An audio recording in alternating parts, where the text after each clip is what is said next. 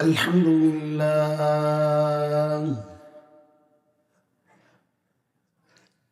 لله وكفى وسلام على عباده الذين اصطفى أما بعد فأعوذ بالله من الشيطان الرجيم بسم الله الرحمن الرحيم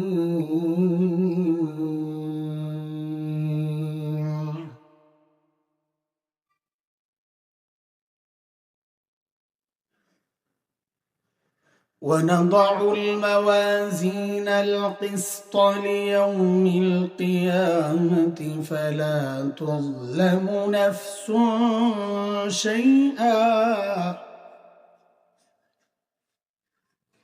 وإن كان مثقال حبة من خردل أتينا بها وكفى بنا حاسبين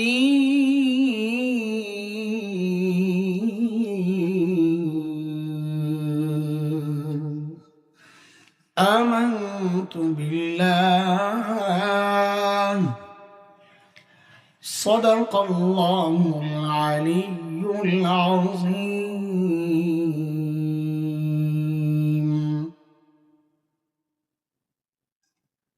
ইমাম খতিব উলামা পরিষদ তেজগাঁও ঢাকার উদ্যোগে আয়োজিত আজকের ইসলাহি মাহফিলের মুহতারাম সভাপতি,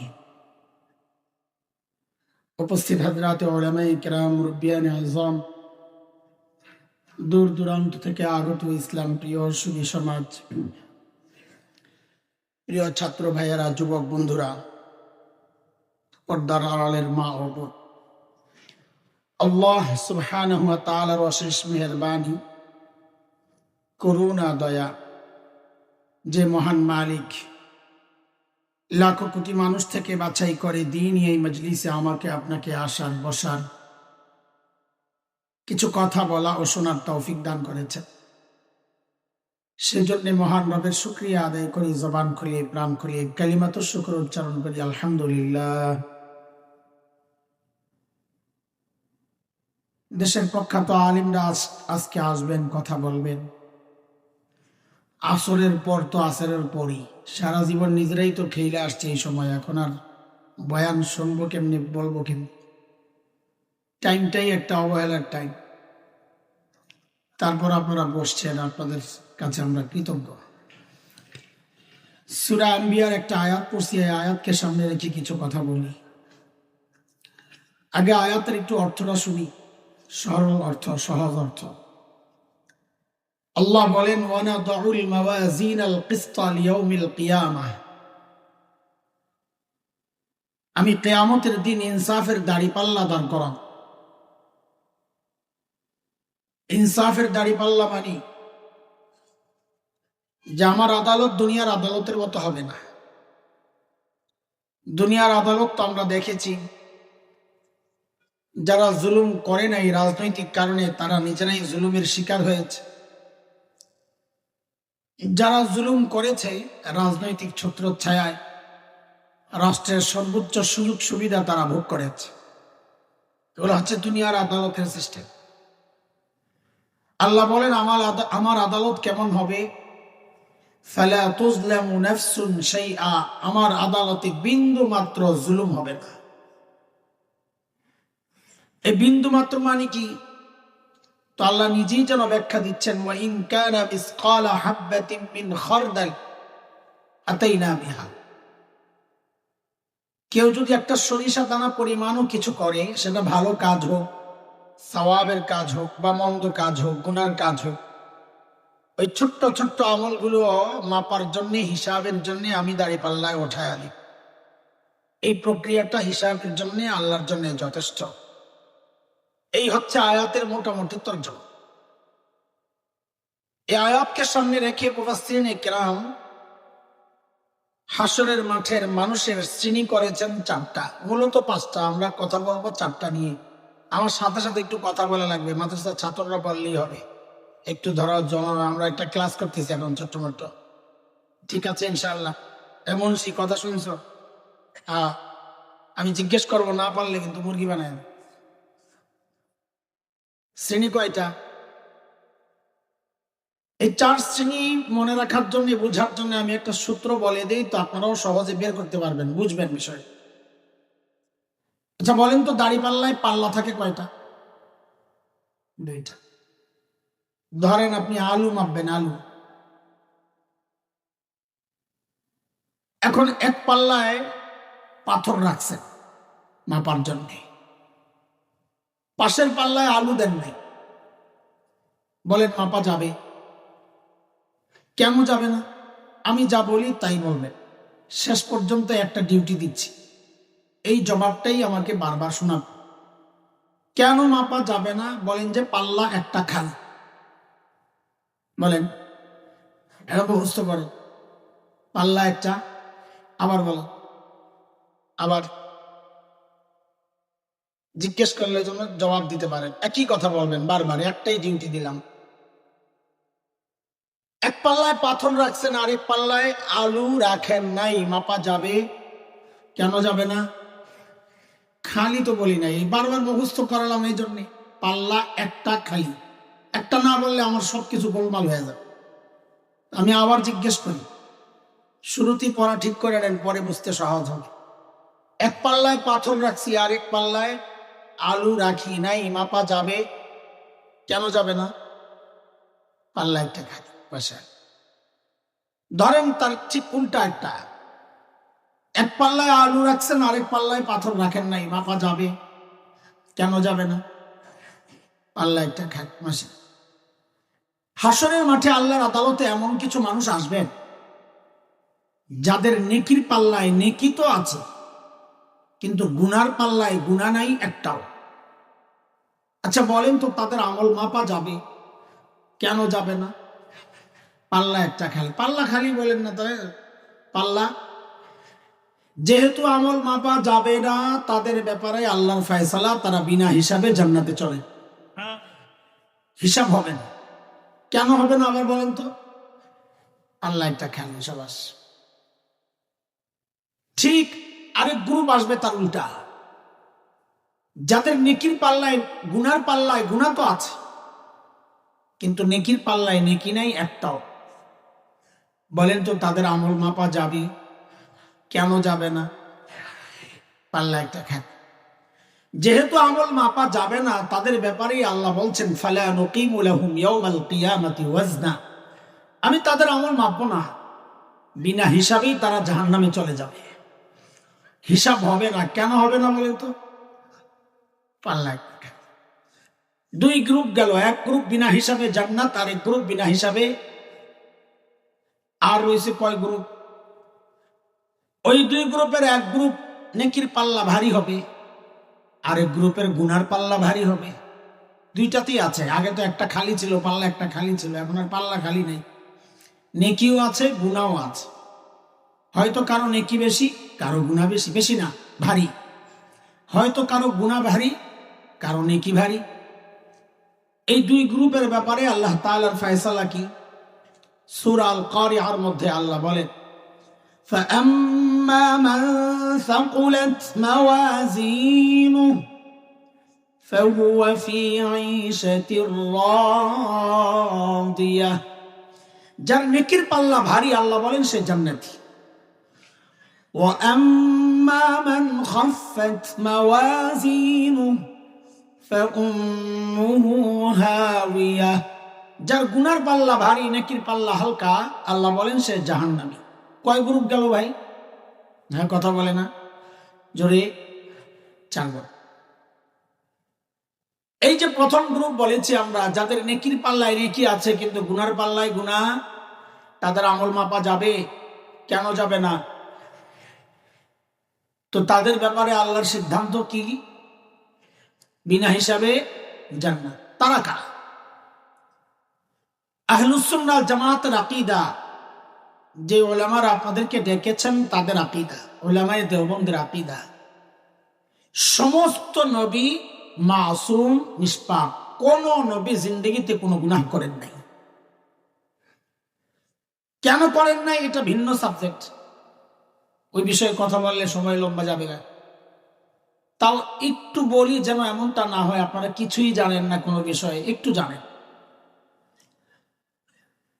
কোন নবী কোনো গুনাহ কেন করেন, এর অনেক কারণের মধ্যে একটা মৌলিক কারণ হচ্ছে সমস্ত নবীকে আল্লাহ তাআলা নিজেই গুনাহ থেকে বাঁচায় রাখছে। আল্লাহ গুনাহ করতে দেন নাই। কেন বাঁচাইছেন আরেক প্রশ্ন আসবে, এটার জবাব যেটা বোঝা যায় সূরা হজের শেষ পৃষ্ঠায় আসছে একটা আয়াত। আল্লাহ বলেন, আল্লাহু ইয়াসতাফি মিনাল মালাইকাতি রাসূলান ওয়া মিনান নাস। আল্লাহ বলেন সমস্ত রাসূলকে আমি আল্লাহ নির্বাচন করছি। রাসূল কার নির্বাচন? কোন রাজা বাদশার নির্বাচন? যেহেতু রাসূল আল্লাহর নির্বাচন, এখন নবী রাসূলরা যদি গুনাহ করেন তো আল্লাহর নির্বাচনটাই প্রশ্নবিদ্ধ হয়ে যায়। আমাদেরকে গুনাহ থেকে বাঁচাতে কাদেরকে নির্বাচন করলেন? তারা নিজেরাই তো গুনাহ করে। আল্লাহর নির্বাচন যেন প্রশ্নবিদ্ধ না হয়, এই জন্য আল্লাহ তাআলা নিজেই সমস্ত নবীকে গুনাহ থেকে বাঁচায় রাখছে। যেমন একটা উদাহরণ শুনে, হযরত ইউসুফ আলাইহিস সালাতু ওয়াস সালামের নাম শুনছেন তো না? অনেক সুন্দর ছিলেন, তাই না? মিশরের মেয়েরা পাগল হয়েছে, বিশেষ করে ফার্স্ট লেডি জুলাইখা। বারবার প্রস্তাব দেয়, হুজুর, মানুষ প্রত্যাখ্যান করে। একদিন তো মহিলা একদম ভেতরে নিয়ে আটকাইছে। কত ভেতরে তাফসীরের কিতাবে আসছে 7 দরজা বের। কাজের মেয়েকে বলছে দরজাগুলা লাগাইয়া বাইরে দিয়া চলে যাই। দরজা তালাও লাগাইছে বাইরে দিয়া। হযরত ইউসুফ যখন বুঝছেন আমি ফেঁসে গেছি, তো তিনি কি করেছেন? সূরা ইউসুফ 23, 24, 25, 26 এই আয়াতগুলো পড়লে বোঝা যাবে তাফসীর। আল্লাহ তাআলা বলতেছেন হযরত ইউসুফ কি করেছেন। وراودته التي هو في بيتها عن نفسه وغلقت الأبواب وقالت هيت لك قال معاذ الله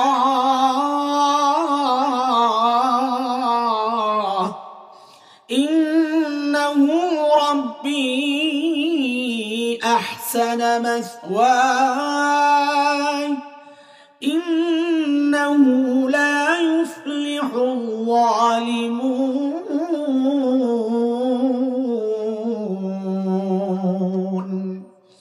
হযরত ইউসুফ দিছেন এক চিৎকার, ও আল্লাহ তোমারে বাঁচা। কাকে ডাক দিছেন? বাঁচতে হইলে ডাকতে হয় কাকে? কিছু লাগলে কার কাছে চাইতে হয়? সম্পদ লাগলে এত আসতে বলে মনে সন্দেহ আছে আপনার? ক্ষমতা লাগলে কার কাছে? সব চাইতে হয় কার কাছে? শুধু বাচ্চাটা চাইতে হয় খাজা বাবার কাছে। কার কাছে? আল্লাহ আমাদেরকে হেদায়েত দেন, এই সমস্ত গুমরাহি থেকে আল্লাহ আমাদেরকে হেফাজত করেন। সব চাইবো কার কাছে ভাই? আল্লাহ। 24 নম্বর আয়াতে আল্লাহ নিজেই বলতেছেন আমি বাঁচাইয়া দিস। আমি আর ওই জায়গায় ঢুকতেছি না, তাড়াহুড়া আছে। কিভাবে বাঁচাইছেন আল্লাহ বলতেছেন একটু একটু করে 25 নম্বর আয়াত থেকে। واستبق الباب وقدت قميصه من دبر وألف يا سيدها لدى الباب قالت ما جزاء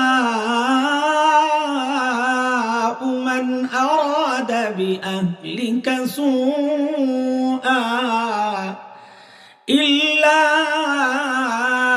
أن يسجن أو عذاب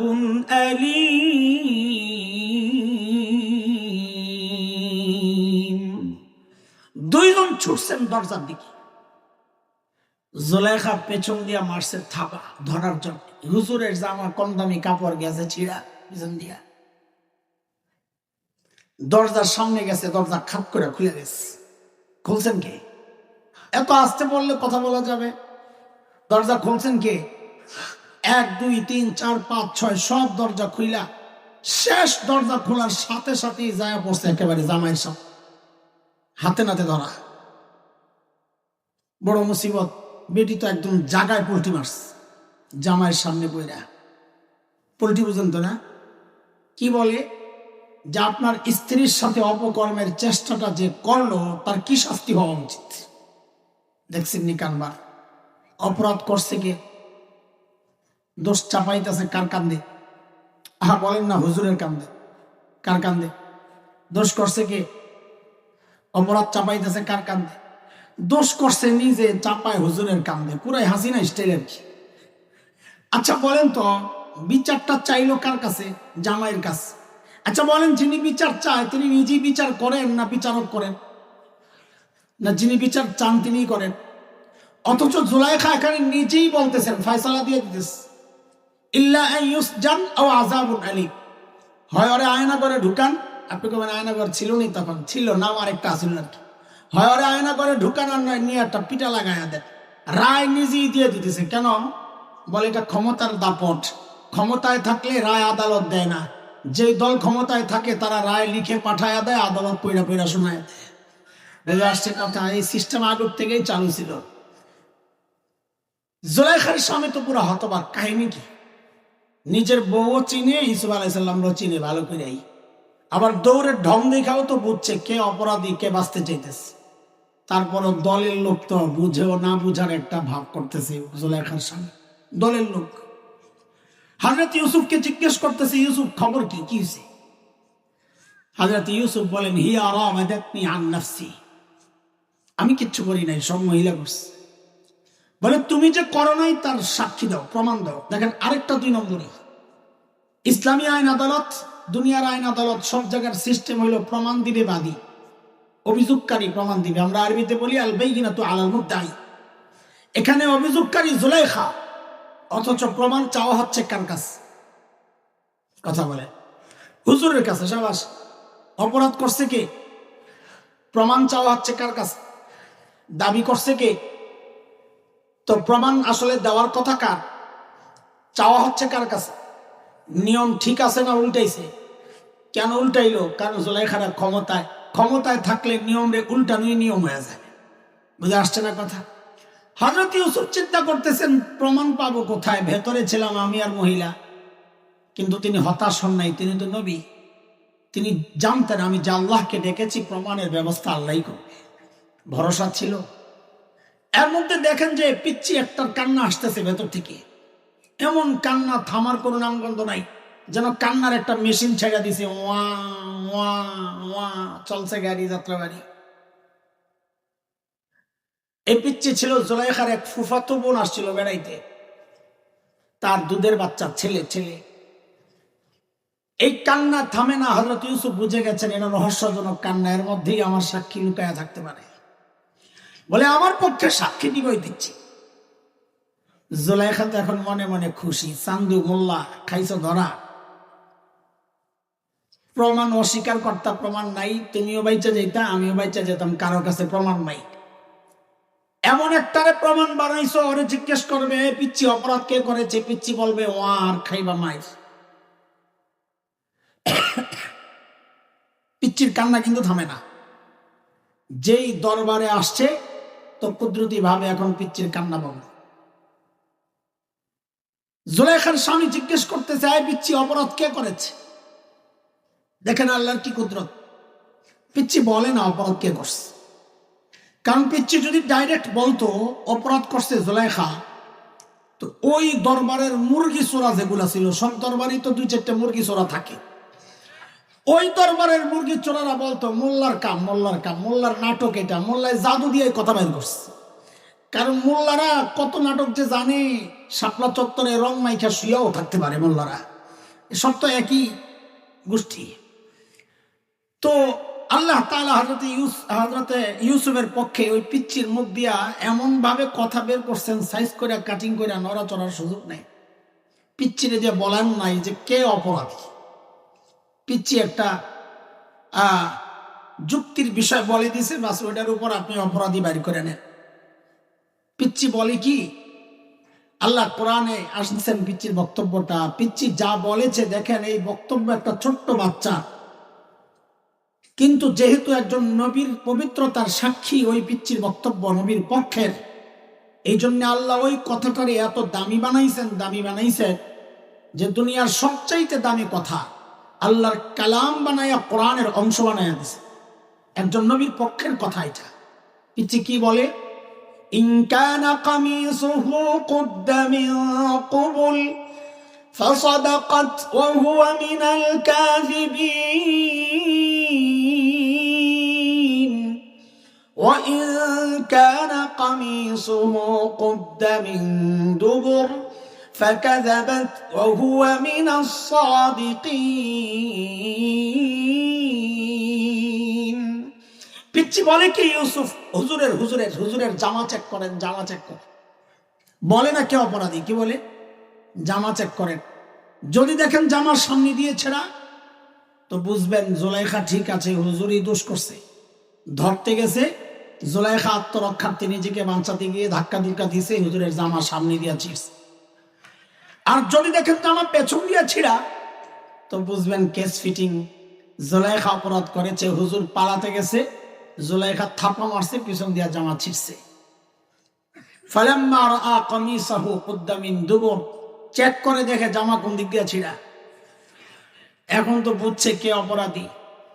তো মিশরের গভর্নর বলতেছে জুলাইখারে, ইন্নাহু মিন কাইদিকুন্না ইন্না কাইদাকুন্না আযীম। জুলাইখা, তোমাদের চক্রান্ত বড় মারাত্মক। কামটা করলা কি, দোষ করলা নিজে, চাপাইয়া দিলা হুজুরের কান্দে। দোস্ত, এই যে গল্পটা এই পর্যন্ত বললাম, এটা আমার দরকার ছিল না। আমার প্রমাণ হিসাবে যতটুকু বলার, এটা শুরুতে হয়ে গেছে। নবীদেরকে বাঁচান কে? হযরত ইউসুফকে বাঁচাইছেন কে? গল্প এই পর্যন্ত টেনে আনার পেছনে একটা কারণ আছে। গল্পের শেষে একটা মেসেজ আছে আল্লাহ সারা দুনিয়া মানুষের জন্য। মিশরের গভর্নর, আমরা যাকে বলি আজিজে মিশর, জুলাইখার স্বামী, তার একটা নসিহত আছে জুলাইখার উদ্দেশ্যে, ওইটা বলার জন্য। এটা আমাদের জন্য শিক্ষা। হযরত ইউসুফকে বলতেছেন, ইউসুফ আরিদ আন হাযা, বিষয়টা নিয়ে আর ঘাটাঘাটি করো না, ইজ্জত তোমারও যাবে আমাদেরও যাবে, চুপচাপ থাকবা। আর জুলাইখাকে বলা হচ্ছে কি, ওয়াস্তাগফিরি লিজামবিক ইন্নাকি কুনতি মিনাল খাতিইন। অপরাধ করছো, আবার বড় গলায় কথা বলো, এটা অপরাধী, তার জন্য এটা সমচিন না। অপরাধ করে নতি স্বীকার করতে হয়, অপরাধ করে মাফ চাইতে হয়, তাইলে সুরাহার একটা লাইন খোলা থাকে। অপরাধ করে আবার বড় গলায় কথা বললে সুরাহার কোনো লাইন খোলা থাকে না। এটা দুনিয়াবাসীর জন্য শিক্ষা। গুম করেছ, খুন করেছ, হত্যা করেছ, টাকা পাচার করেছ, দেশকে ভারতের গোলাম বানিয়েছ, এই অপরাধগুলোর জন্য তোমরা তওবা করো, ইস্তেগফার করো, জাতির কাছে ক্ষমা চাও, তাইলে আশা করা যায় দেশে আবার ঢুকার রাস্তা হয়তো হইতে পারে। কিন্তু বড় বড় গলায় কথা বলে দোষ আরেকজনের কান্দে চাপায়া দিয়া দেশ নেওয়ার স্বপ্ন দেখা, এটা দিবা স্বপ্নে রূপান্তরিত হবে ইনশাআল্লাহ। এটা প্রত্যেকের জন্য মেসেজ, এটা সবার জন্য। দোষ করে বড় গলায় কথা বলতে হয় না, তাহলে বিষয় আরো গরম হয়। দোষ করে নতি স্বীকার করতে হয়, একটা সরি বললেই হয়। আল্লাহর কাছে দোষ করলে তওবা করলেই হয়। বুঝে আসছে না কথা? চলেন আমরা আবার পেছনে চলে যাই। হাসরের মাঠে মানুষের শ্রেণী হবে কয়টা? দ্রুত একটু বলেন, সময় কম। হ্যাঁ, এই বিষয়টা আমার আলোচনার মূল উদ্দেশ্য না। উদ্দেশ্য যে এখন যেটা বলবো, এটা মূল উদ্দেশ্য। এক শ্রেণী যারা বিনা হিসাবে জান্নাতে যাবে, তারা হচ্ছে আম্বিয়া আলাইহিস সালাম। হ্যাঁ, এই উম্মতেরও যাবে 70,000 গ্রুপ, দল। প্রত্যেক দলে থাকবে আরো 70,000 বিনা হিসাবে জান্নাতে যাবেন। কিন্তু আরেকটা শ্রেণী আসবে যাদের গুনার পাল্লায় গুনাহ তো আছে, নেকির পাল্লায় নেকি নাই একটাও। বলেন তো তাদের হিসাব হবে? কেন হবে না বলেন? আবার বলে পাল্লা কেন? একটা না বললে তো কিছুই হবে না ভাই। বলেন, ঠিক করে বলেন, পাল্লা। শুনে আপনাদের জবাব নেওয়ার জন্য আমি একটু সহজ করে দিই। এরা কারা? যাদের নেকির পাল্লায় একটা নেকিও নাই। ঈমান ছাড়া কোনো নেকি কাউন্ট হয় না। ঈমান নাই তো একটা নেকিও হিসাব হবে না। এইবার বলেন তো, গুনার পাল্লায় গুনাহ আছে কিন্তু নেকি নাই একটাও, তারা কারা হতে পারে? জোরে বলেন, জোরে বলেন। কাফেররা। ঠিক আছে, জবাব ঠিক আছে, কিন্তু এইটা আমি বলবো না। এই জন্য আগে আপনাদেরটা বের করছি কথা। আমি বলবো আরেক শ্রেণীর কথা। যারা নামী মুসলমান, যাদেরকে এই সমাজের মানুষও মুসলমান মনে করে, সে নিজেকেও নিজে মুসলমান মনে করে, কিন্তু আল্লাহ তাআলা তাদের সম্পর্কে বলেছেন তারাও বিনা হিসাবে জাহান্নামে যাবে। তারা কারা? সূরা বাকারায় আল্লাহ বলেন, ومن يرتد منكم عن دينه فيمت وهو كافر فأولئك حبطت أعمالهم في الدنيا والآخرة وأولئك أصحاب النار هم فيها خالدون।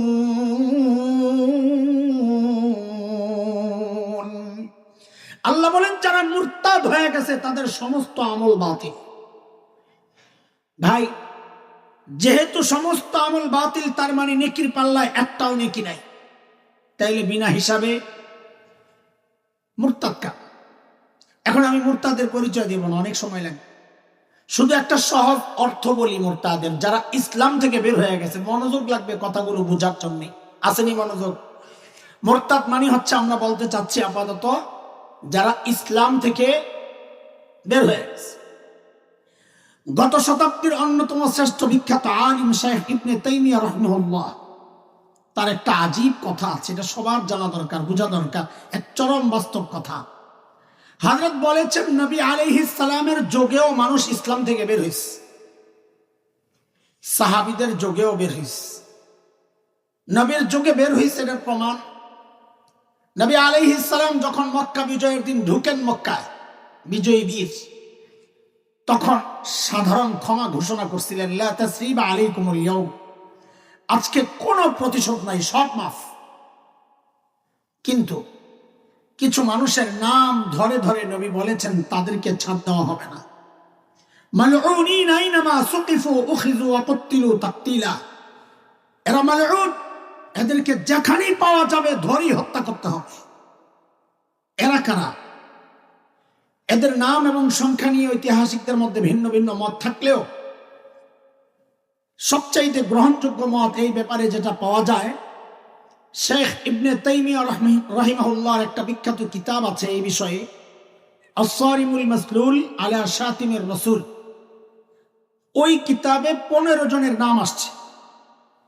এই 15 জনের নাম নিয়ে নিয়ে নবী বলেছেন এদেরকে যেখানেই পাওয়া যাবে ধরে হত্যা করতে হবে।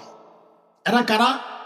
আব্দুল্লাহ ইবনে খাতাল, কুরতুনা, উরাইনা, সাররা, মাকিস ইবনে সুবানা, হুয়াইরিস ইবনে নাকিদ, আব্দুল্লাহ ইবনে জিবারা, আব্দুল্লাহ ইবনে সাদ ইবনে আবি সারাহ, ইকরামা ইবনে আবি জাহল, হুবার ইবনুল আসওয়াদ, হুবায়রা বিনতে আবি ওয়াহাব আল মখজুমি, কাব ইবনে জুহাইর, ওয়াহশি ইবনে হারব, হিন্দা বিনতে উতবা। এই 15 জনের নাম নবী আলাইহিস সালাম গনে গনে বলেছেন এদেরকে যেখানেই পাওয়া যাবে ধরে হত্যা করতে হবে। এই 15টার মধ্যে প্রথম যেই নামটা নবী বলেছেন তার নাম হচ্ছে আব্দুল্লাহ ইবনে খাতাল। এই আব্দুল্লাহ ইবনে খাতালের ব্যাপারে যা পাওয়া যায় হিস্ট্রিতে, আব্দুল্লাহ ইবনে খাতাল মুসলমান হয়েছিল, মদিনা থেকে রাখাল হত্যা করে পশুগুলো জন্তুগুলো নিয়ে পালায়া মক্কায় চলে আসছে, ইসলাম ত্যাগ করছে। তাহলে কি বোঝা গেল? নবীর যুগেও মানুষ ইসলাম থেকে বের হয়েছে, সাহাবীদের যুগেও বের হয়েছে। যেমন বনু হানিফের এক ব্যক্তি, ইয়ামামা, আজকের রিয়াদের কাছাকাছি অঞ্চল, সেখান থেকে আসছিল মুসাইলিমাতুল কাজ্জাব।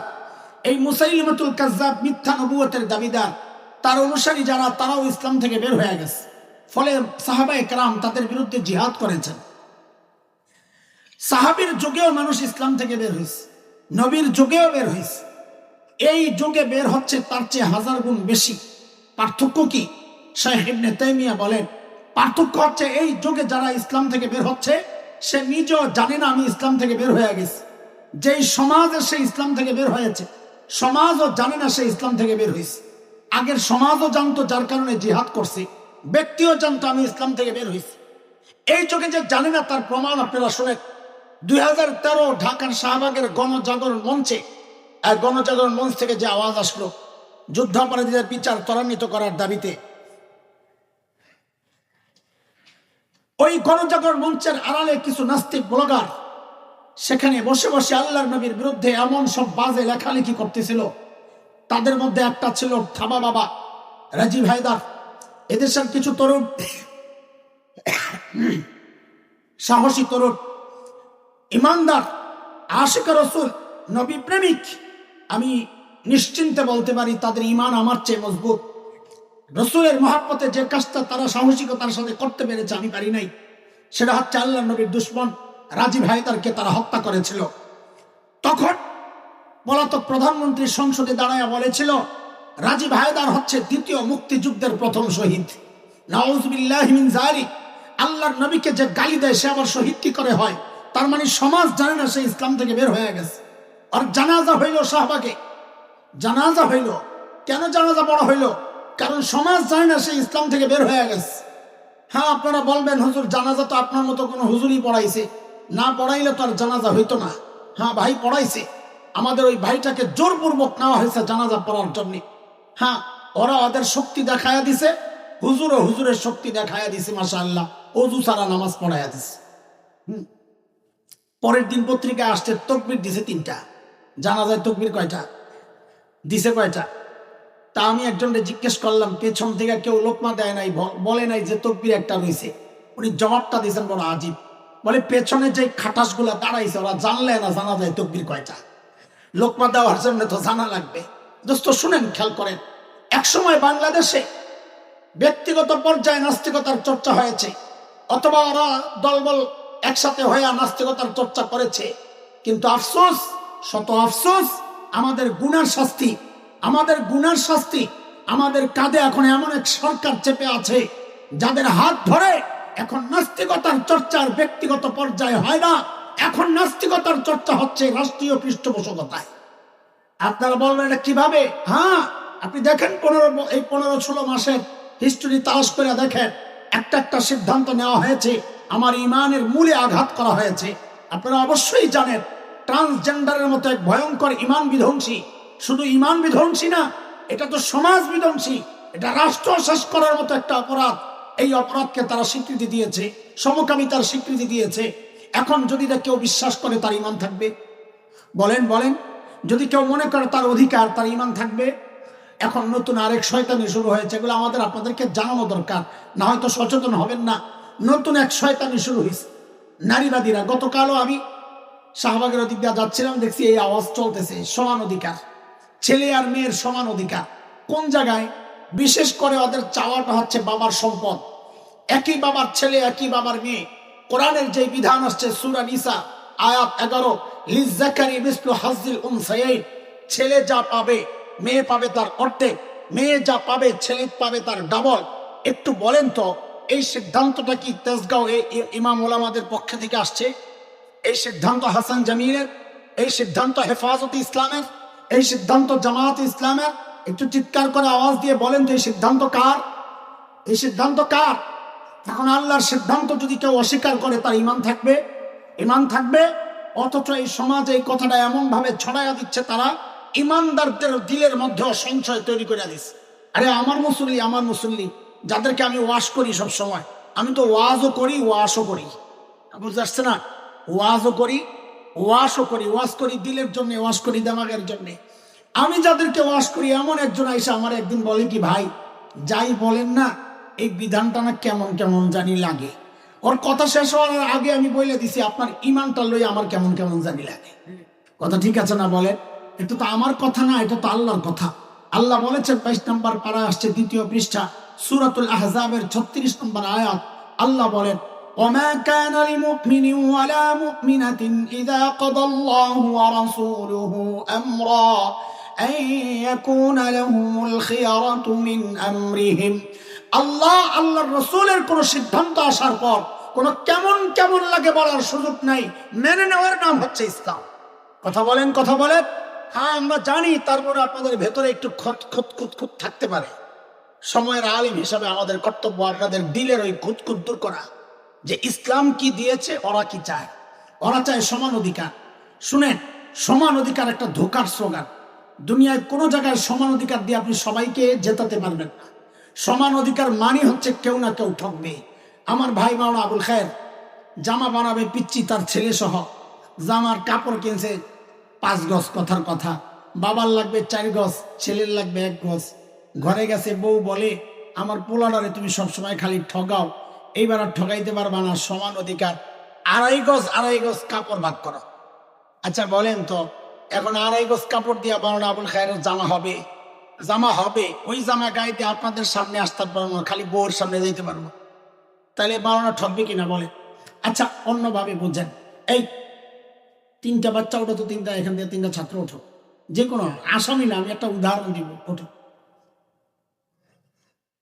হ্যাঁ ঠিক আছে, একদম সাইজ ঠিক আছে, আও 3টা স্টেজ যাও, তাড়াতাড়ি তাড়াতাড়ি তাড়াতাড়ি, তো দ্রুত দ্রুত স্টেজ। আরে লাভ দিয়ে ওঠা, এত ভদ্র সাইজ না, তুমি করে চিনি আমরা। একদম লম্বাটা ওই পাশে, তুমি মাঝখানে দাঁড়াও। হ্যাঁ ঠিক আছে। মনে করেন একদম পারফেক্ট চুজ আমি করতে পারবো না, সময় লাগবে। মনে করেন একদম লাস্টের যেটা, ওটা একটু লম্বা, ওর চোখ যেই বরাবর, মাঝখানেরটার কপাল ওই বরাবর, ধরে নেন মাঝখানেরটার কপাল যেই বরাবর, শেষেরটার মাথা গেছে ওই বরাবর, এইরকম একটা ধরেন। এখন একটা দেয়াল গেছে প্রথমটার একদম থুতনির নিচে দিয়া, তাহলে ওর চোখ বের হয়ে আস, কিন্তু দ্বিতীয়টার চোখ বন্ধ, দেওয়ালের কারণে চোখ দেখা যায় না, তৃতীয়টার মাথাও ঢেকে গেছে। এখন দেয়ালের ওই পাশে এমন কিছু একটা জরুরি দেখা যাচ্ছে, কিছু বিষয় যা 3 জনের দেখা দরকার। আসলে এখন বলেন তো দেখবে কয়জন? একজন। এখন ওদের এই বিপদ দেখে একজন সহযোগিতার জন্য 3টা ইট পাঠাইছে, নাও 3টা ইট দিয়ে তোমরা দেখার ব্যবস্থা করো। এখন সমান অধিকারওয়ালাদেরকে যদি দায়িত্ব দেন, এই 3 ইট 3 জনের মধ্যে বন্টন করে দাও, তোরা 3 জনের 3টা দিয়ে দিবে, সমান অধিকার। আচ্ছা 3 জনের 3টা ইট দিলে প্রথমটা তো ইট ছাড়াই দেখে, এখন আরো ভালো দেখবে।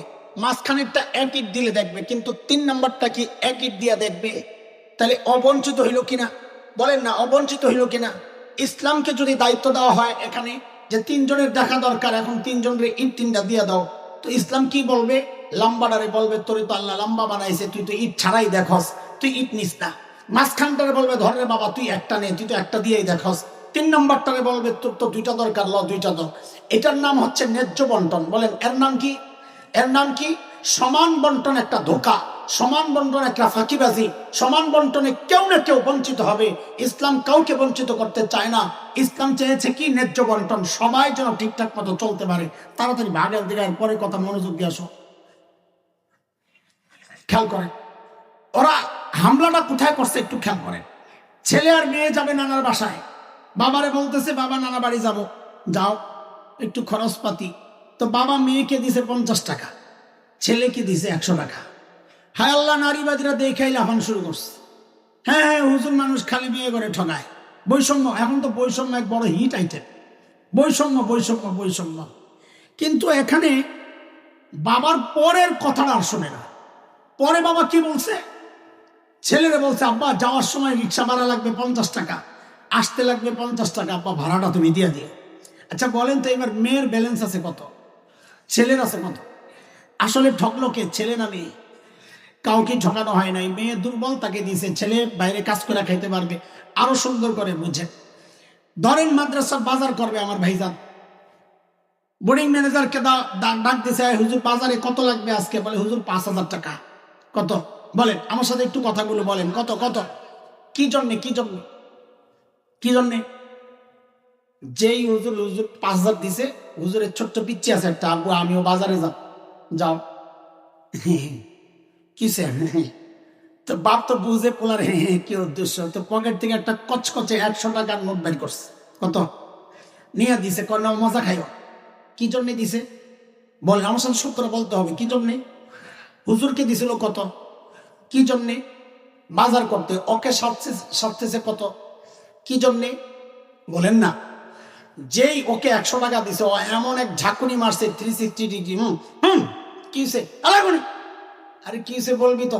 একসময় সবসময় কিপটামি করো আমার সাথে, ঠকাও আমারে। কি হয়েছে তোর, কত লাগবে? আমারে 5000 দিতে হবে। কেন? হুজুরে দিছ? আরে হুজুর তো বাজার করবে। বলে তো তাতে কি, আমিও তো বাজারে যাব, সমান অধিকার। আচ্ছা বলেন তো এই পিচ্চির সমান অধিকারের দাবিটা, এটা যৌক্তিক দাবি না পাগলামি? বলেন বলেন, যৌক্তিক দাবি না পাগলামি? হুজুরকে 5000 দেওয়া হয়েছে কি জন্যে? ওকে 100 দেওয়া হয়েছে কি জন্যে?